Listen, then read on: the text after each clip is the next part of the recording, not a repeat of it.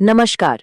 अच्छा, एक बात बताइए, गांधी जी के आंदोलन, उनकी तारीखें, उनका क्रम, इन्हें याद रखने में दिक्कत होती है ना? अगर जवाब हाँ है, तो आज एक ऐसी जबरदस्त ट्रिक सीखने वाले हैं जिसके बाद ये सब कुछ कभी नहीं भूलेंगे। तो तैयार हो जाइए, क्योंकि ये इतिहास की तैयारी का तरीका ही बदल देगा। हम सब जानते हैं और खासकर जब एग्जाम की तैयारी कर रहे हो तो इतिहास कितना कंफ्यूजिंग हो सकता है। इतनी सारी तारीखें, इतनी सारी घटनाएं और गांधी जी के आंदोलन तो अक्सर सबसे ज्यादा उलझाते हैं। भाई, चंपारण पहले था या खेड़ा? इसी कंफ्यूजन को आज हमेशा के लिए खत्म करते हैं।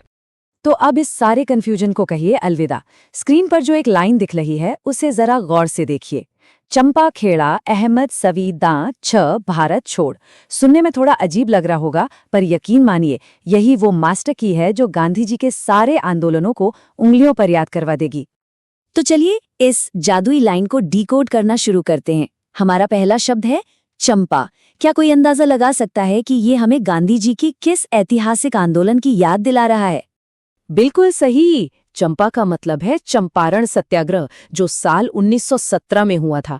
और ये कोई छोटा मोटा आंदोलन नहीं था, ये तो भारत में गांधी जी का पहला बड़ा सत्याग्रह था। बिहार के नील किसानों को तिनकटिया सिस्टम के शोषण से बचाने के लिए उन्होंने ये कदम उठाया था। चंपारण के बाद हमारी ट्रिक हमें कहाँ ले जाती है? अगला शब्द है खेड़ा। ये नाम तो सुनकर ही समझ आ रहा है ना? जी हाँ, खेड़ा से सीधा सीधा खेड़ा सत्याग्रह। ये ठीक अगले साल 1918 में गुजरात में हुआ था।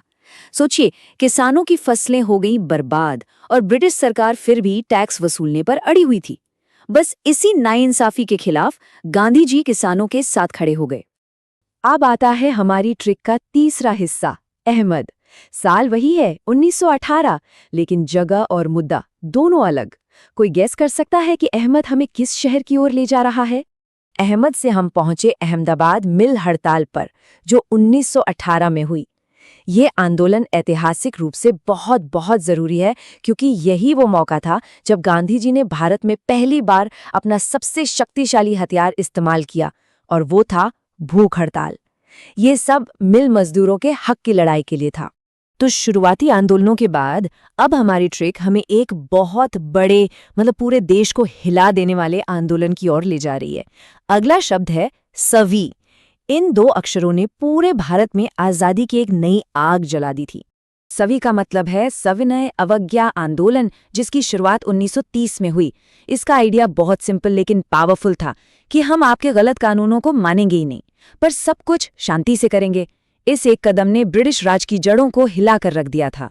लेकिन सवाल ये है कि इतने बड़े आंदोलन की शुरुआत हुई कैसे? इसकी शुरुआत एक ऐसी घटना से हुई जिसे आज पूरी दुनिया जानती है, और उस घटना का हिंट हमारी ट्रिक के अगले शब्द में छिपा है, दांडी, यानी कि वर्ल्ड फेमस दांडी मार्च, जो 1930 में हुआ। ये एक बेहतरीन मिसाल है कि कैसे नमक जैसी एक मामूली सी चीज आजादी का इतना बड़ा प्रतीक बन सकती है। गांधी जी साबरमती से दांडी तक पैदल चले, एक मुट्ठी नमक बनाया और ब्रिटिश साम्राज्य को सीधी चुनौती दे दी। यहीं से सविनय अवज्ञा आंदोलन का बिगुल बजा। और अब हम अपनी ट्रिक के आखिरी पड़ाव पर पहुंच गए हैं। ये सबसे सीधा, सबसे साफ और सबसे शक्तिशाली नारा है, चल भारत छोड़। इसका मतलब एकदम क्लियर है। ये हमें सीधे ले जाता है 1942 के भारत छोड़ो आंदोलन पर। ये आजादी की लड़ाई का सबसे बड़ा जन आंदोलन था। अब कोई बातचीत नहीं, कोई समझौता नहीं, सिर्फ एक ही मांग, अंग्रेजों भारत छोड़ो। और इसी आंदोलन में गांधी जी ने अपना वो नारा दिया था जो अमर हो गया, करो या मरो। तो आंदोलनों का क्रम तो अब एकदम सेट हो गया, लेकिन उन मुश्किल तारीखों का क्या? घबराइए नहीं, उसके लिए भी हमारे पास एक सुपर फास्ट रिवीजन ट्रिक है। मतलब तारीखें याद रखने का सबसे आसान तरीका। बस ये 3 नंबर के सेट याद रखने हैं। देखिए कितना आसान है। पहला सेट 17, 18, 18, यानी चंपारण, खेड़ा, अहमदाबाद। दूसरा सेट 30, 30, यानी सविनय अवज्ञा और दांडी।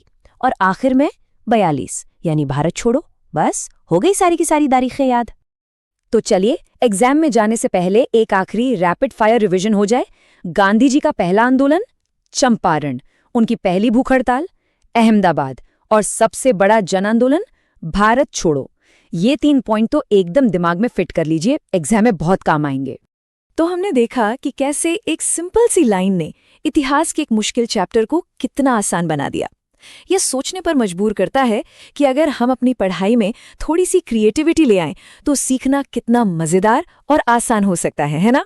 इस बारे में जरूर सोचेगा। शुक्रिया।